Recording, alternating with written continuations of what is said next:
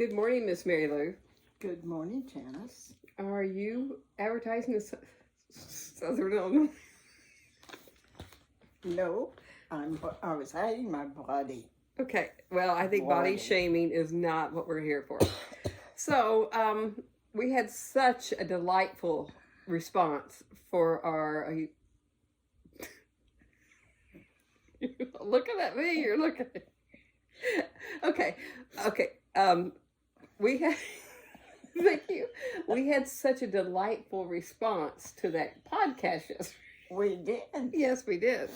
All of our fans requested more except for 2, and we have 4 fans. So I can guess. So we decided to make the content a little bit more exciting. So maybe we get those other 2. Your hair looks good.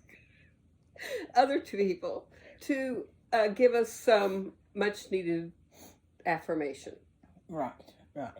Okay, so today I thought we'd talk about maybe a little bit about your history. My history? Yes. Well, I was born. I started saying the normal way, but I wasn't. I came out backwards, and I've been backwards ever since. Okay.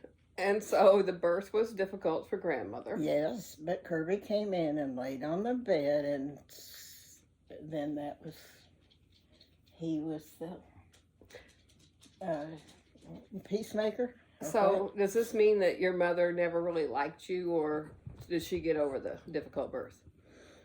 I never did ask her. Oh. Pepe.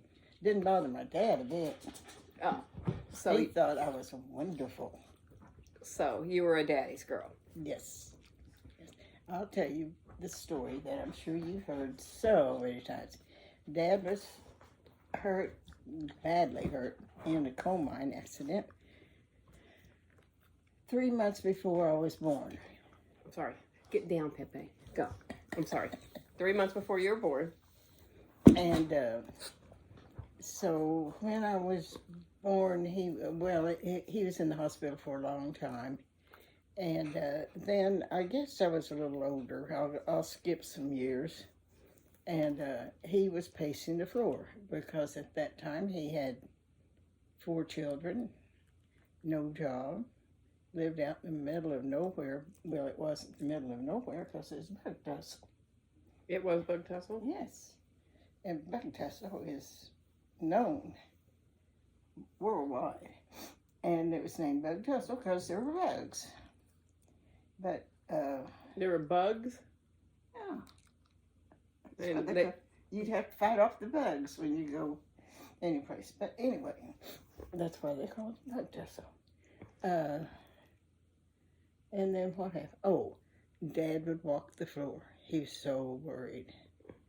But before that, one time, old Dan was the horse, and he only had 1 horse. And my Uncle Oral was there to help Mom. And he was Grandpa Browning's brother? Oh, you're so smart. Is that who it was? Yes. Okay. And so they needed to plow something, I guess, or haul something. But anyway, they were all trying to get old Dan to come up to them. And so finally, Oral went in and got Dad. And he and Mom were kind of holding Dad up. And Dad whistled or called old Dan. Well, old Dan came up, and Mom and Oral were interested in old Dan, and Dad had collapsed on the floor or ground or whatever he's standing on. He's collapsed. Anyway, then he got a little bit better. He was able to walk. Of course, the coal mine fought him getting any money or anything. But he would walk, and he would pace the floor, just round and round. And I would follow him.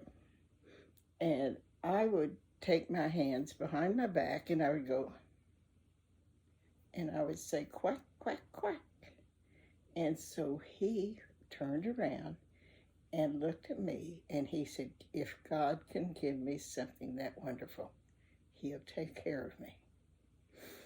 And of course, I agreed. I heard Dad say that several times too.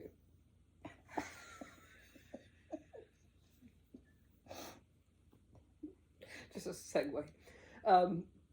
So there, it's okay. Can we erase part?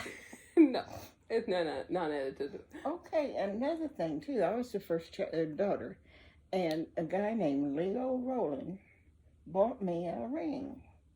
He was, I don't know, I didn't know him because I was a little.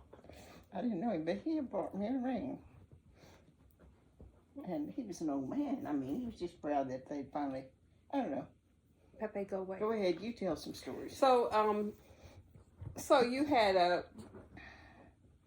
pretty nice childhood, because I think you told me, you just said that you didn't know how to do stuff, so they didn't make you do anything. Right. So you didn't have to work. No. And Grandma Brownie went along with that? Not Grandma Browning. Oh, you're Grandma Yeah. Browning. Well, you send it when you got family. Now, after I think 5 years, Dad went back to work at the mine. And I've heard the story that every time he went and showed up at the mine, his boss said, you don't have a job here. And he said, I think I do, but he'd go home. His boss didn't send him home. After the first week, when he went, he worked. And so he worked there till the mine closed, and that's a whole different generation. Yeah. Did you ask a question? You know, one of the challenges we're going to have is we're going to listen to each other. Okay, so I probably did ask a question, but I can't remember what it was for sure. It was something about you didn't have to work, I think is what it was. And so then you went on. So well, I've used that all my life. Because I've had some really important jobs. Like I worked for the University of Illinois. I worked for the prison. Are you saying you didn't work? Oh, yes, I worked. I thought you said you used that for a long time. What? Not being able to do stuff that got you out of work. And then you said, well, I've had a lot of important jobs. And I was the ringleader at the University of Illinois for our group of women. And then I went to the nursing home. And one morning they called and they said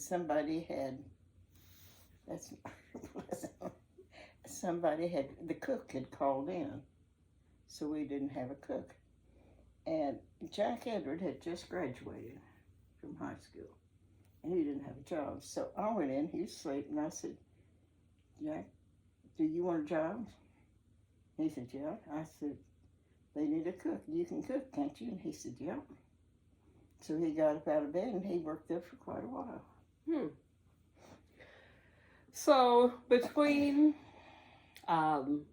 your childhood and your work life, you got married. Yeah. So how did you meet your spouse? Well, see, I was pretty desperate. And in Benton, like Jack said, there's not a good-looking man in Benton. I don't know why he'd been casing out the men, but, and he would come in to eat at noon or something like that, and it would be his breakfast. And he was about the only one in the restaurant. Was there anything about him that made him better than maybe Tucker?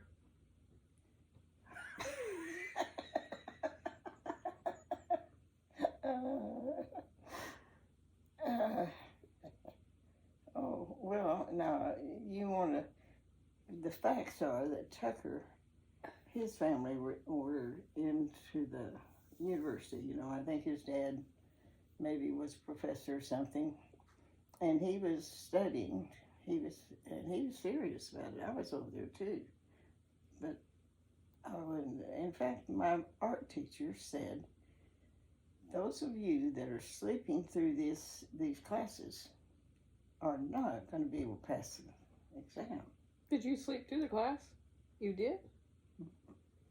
And so the day of the class, I gotten to know Jack better by then, and so he was taking me to Carbondale.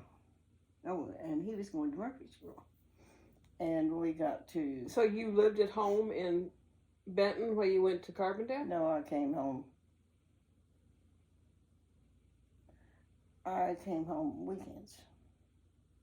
Oh, and he would take you back? Yeah. Because you were still working at the restaurant? No. I wasn't working at all. So you kept on dating him after the restaurant? I didn't even start dating him while I was at the restaurant. I just met him at the restaurant. I didn't date him till I was in college. And, now see, you made me lose my train of thought. Sorry. He would take you over there and you... When he started to take me back, when we got to Route 13, we turn and go to Carbondale. He didn't turn. And so they said, "Oh my goodness, we're in Goreville." Neither one of us had ever been in Goreville. So I kind of missed my exams that day. What other classes did you have besides art? There were some required. Speech. I was on the speech team, or going to be on the speech team. And one of the guys that was I made friends with, he was in a movie. I don't know his name. Jack knew his name. Jack knew him. And what did you ask me?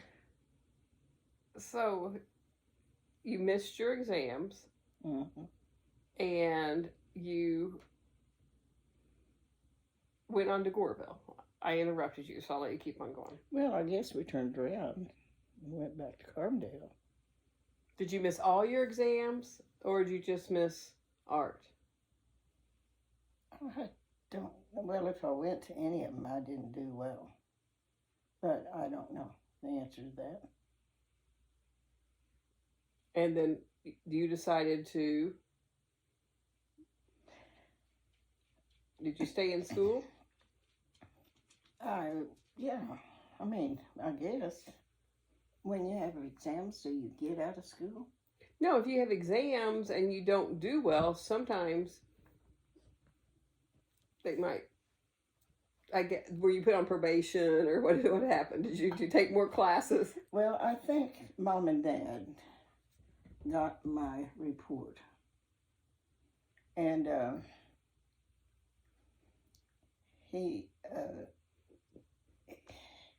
I don't know, Mom said something like, "You might as well marry him."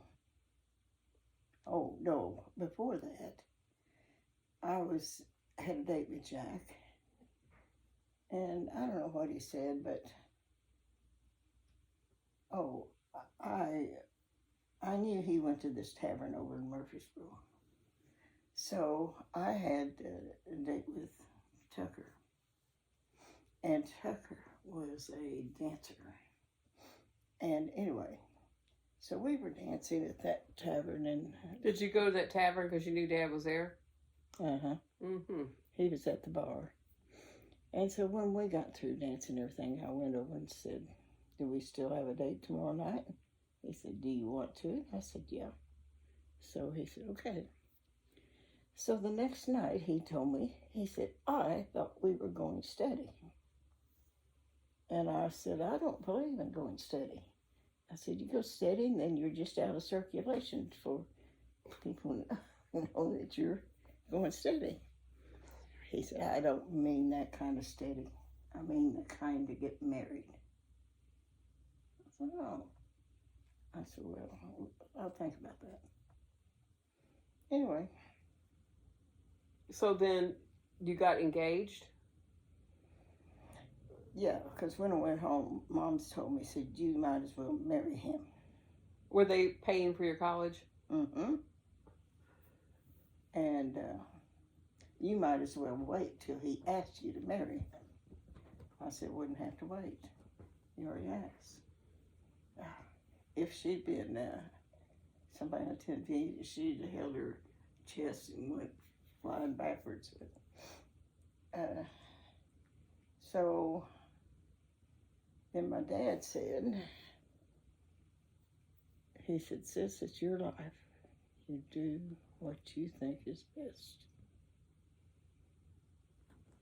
So here you are. Okay, so I want to get back. You got a very nice ring from him when you got engaged. When did he give you that? Well, after, it was, met him in September. What's going on? He's sleeping. And so I guess it was before Thanksgiving that he got me the ring. But we went to I was going to go to a ball game. I went to his, where he was staying. He was living there in a room. And I told him I needed a ring because I couldn't go tell people I was engaged if I didn't have a ring. So we went and bought a ring. And then I went to a ball game, and I guess he went back to bed. He didn't go to the ball game with me.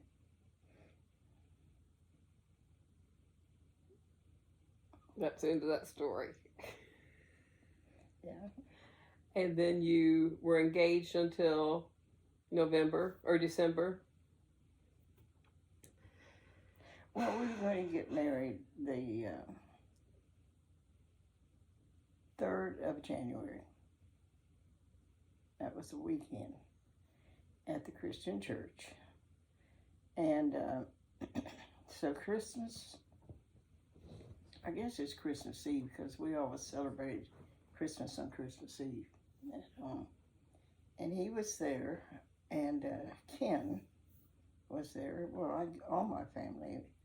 The first time that he came to the house, Joe hid behind the bedroom door and peeked out through the crack in this door.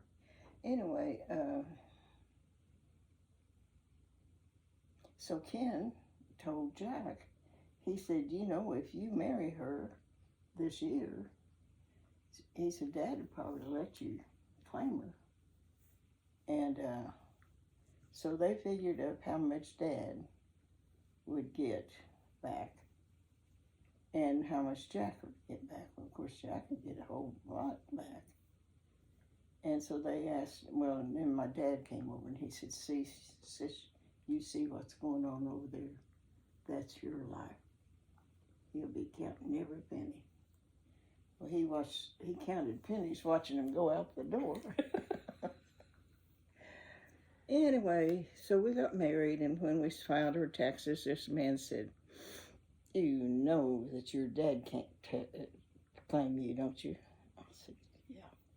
So where you got married at Grandma and Grandpa? Did you get married at the Christian church? No, got married at the house. Mr. and Miss Shelton and Daphne came over, and my Aunt Ella was there, and maybe Frances, her daughter. And Marilyn Goss was my matron of honor. You'll never guess who Jack's best man was. Kirby. Yeah. That shows he was desperate, huh? Herbert wasn't available? Well, Jack picked up Kirby at Carbondale and brought him. And Jack said he never saw anybody drive as slow as your dad did. Kirby said that. Yeah, Kirby said that. And, but they made it on time, and so we got married. That's the end of the Did story. you have a dress? I'm kind of in. Yes.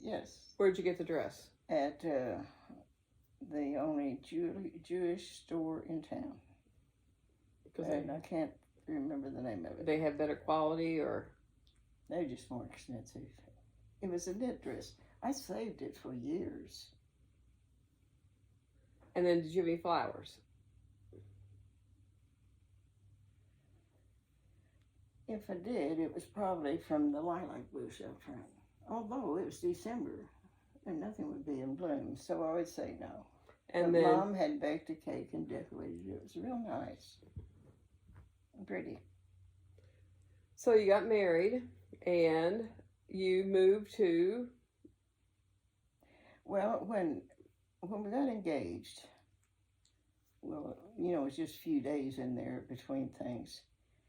Jack was working, when we met, he was working up by Aiken. And by the time we got engaged, after we got engaged, he was transferred to a depot that was on the Kentucky-Mississippi line. Or maybe it's Tennessee-Mississippi line. So we were going to move down there. Sorry. And he found an apartment. And then, next thing you know, he was transferred to Bellride. Yeah, only Delta. Transferred to Delta, and we moved to Mount Vernon.